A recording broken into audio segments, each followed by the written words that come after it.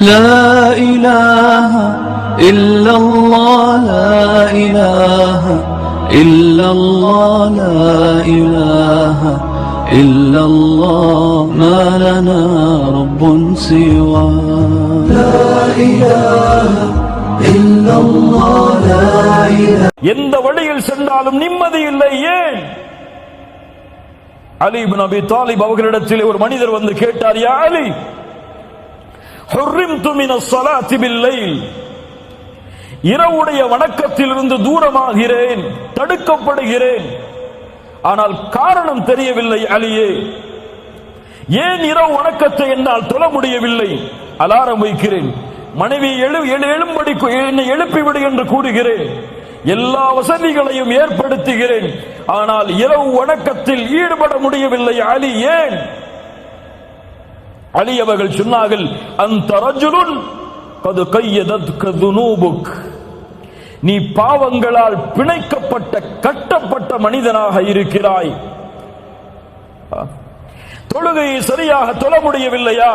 முயற்சி எடுத்தும் உங்களிடத்திலே பாவங்கள் இருக்கிறது. அல்லாஹ்வை முழு மனதோடு அழைக்க முடியவில்லையா? உங்களிடத்திலே பாவங்கள் இருக்கிறது. இரவு வணக்கத்திலே ஈடுபட முடியவில்லையா? உங்களிடத்திலே பாவங்கள் இருக்கிறது. நன்மையில் முன்னேற முடியவில்லையா?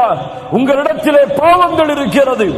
இதிலிருந்து நீங்கள் தௌபா செய்து விலகாமல் எந்த ஒரு சோதனையும் உங்களிடமிருந்து நீங்கள் நீக்க முடியாது. நபி நூஹ் அதைத்தான் சொன்னார் சமூகத்திற்கு. சூரத்து நூஹ், நபி நூஹ் சொன்னார்கள், ஃபகுல்து இஸ்தக்ஃபிரு ரப்பக்கும் இன்னஹு கான கஃபாரா.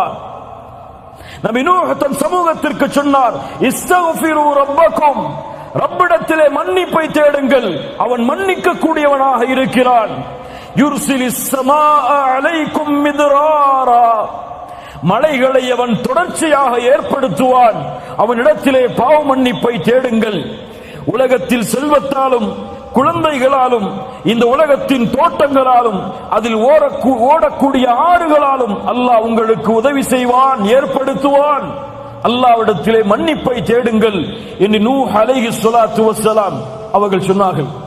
ஆம் கண்ணியத்துக்குரியவர்களே, அல் இஸ்திக்ஃபார், அல் இஸ்திக்ஃபார், எம்முடைய பாவங்களுக்குரிய மன்னிப்பு எம்முடைய வாழ்வின் கவலையை நீக்கும், எம்முடைய துக்கத்தை நீக்கும், எமக்கு வரக்கூடிய சோதனையை நீக்கும். ஒரு சோதனை வருகிறது, வேகமாக செல்கிறீர்கள், ஒரு வாகன விபத்து ஏற்பட்டு விடுகிறது, அல்லது ஒரு வியாபாரத்திலே முன்னேறி கொண்டு செல்கிறீர்கள், நஷ்டம் ஏற்படுகிறது, குடும்ப உறவுகள் பிரிய காரணமாகிறது. அப்போது நினைக்காதீர்கள் இதற்கெல்லாம் வேறு காரணமாக இருக்குமோ, இதுவெல்லாம் வேறு யாராவதுடைய கண்ணின் காரணமாக ஏற்பட்டு இருக்குமோ என்று நினைக்காதீர்கள். நீங்கள் நினைக்கக்கூடிய முதல் நினைப்பு, என்ன பாவம் செய்தேன் நான், எந்த பாவம் என்னிடத்திலே இருக்கிறது, நான் சோதிக்கப்படுகிறேனே, என்ன பாவத்திற்கு நம்மிடத்திலே மன்னிப்பை தேட மறந்துவிட்டேன், அதை நினைவு கூர்ந்து மன்னிப்பை தேடுங்கள். என் வாழ்வில் நடந்த ஒரு செய்தி.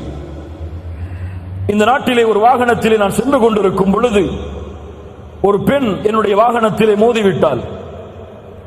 மோதிய பிறகு என்னுடைய வாகனம் அதிகமாக பாதிக்கப்படுகிறது. அந்த பெண் இறங்கி வருகிறார்கள், மன்னிப்பு கேட்கிறாள்.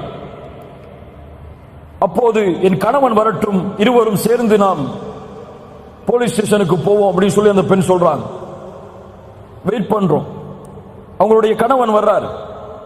மாஷா அல்லாஹ், அல்லாஹ் அவருக்கு அருள் செய்யட்டும். வந்து பார்த்தார் யாரின் மீது தவறு என்று. உணர்ந்து கொண்டால் தன் மனைவியின் பக்கம் தான் தவறு என்று. ஒரே வார்த்தை தான் சொன்னார், நீ ஏதோ பாவம் செய்திருக்கிறாய், செல் 2 ரக்காத் தொழு, அல்லாஹ்விடத்திலே மன்னிப்பு தேடு, அதற்கு பிறகு நாம் காவல் நிலையத்திற்கு செல்லுவோம். அல்லாஹு அக்பர். அந்த பெண் சொன்னால், பரவாயில்லை, நாம் சென்று விட்டு வந்து தொழுது மன்னிப்பை தேடுவோம். இல்லை இல்லை இல்லை, இதற்கு காரணம் நாம் செய்கின்ற பாவமாகத்தான் இருக்கும். செல், தொழுது விட்டு வா, அதற்கு பிறகு போவோம். அல்லாஹு அக்பர். இப்படிப்பட்ட மனிதர்கள் இந்த பூமியிலும் வாழ்கிறார்கள். ஆம் கண்ணியத்துக்குரியவர்களே, இந்த நிகழ்வும் இது போன்ற நிகழ்வுகளும் நம்முடைய வாழ்வில் ஏற்பட்டால் முதலாவது நினையுங்கள், எந்த பாவம் என்னிடத்தில் இருக்கிறது? சரியாக தொழுகிறேனா? சரியாக ஜக்காத்தை கொடுத்தேனா?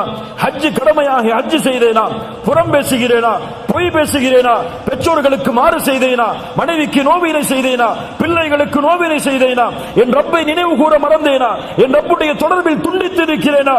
இந்த பாவத்தை விட்டு நீங்கினால்தான் என் சோதனை அகலும் என்று நினைத்தால் அல்லாஹ் ரப்புல் ஆலமீன் அந்த பாவ மன்னிப்பில் நம்முடைய வாழ்வின் கவலைகளை, பிரச்சனைகளை நீக்குவான்.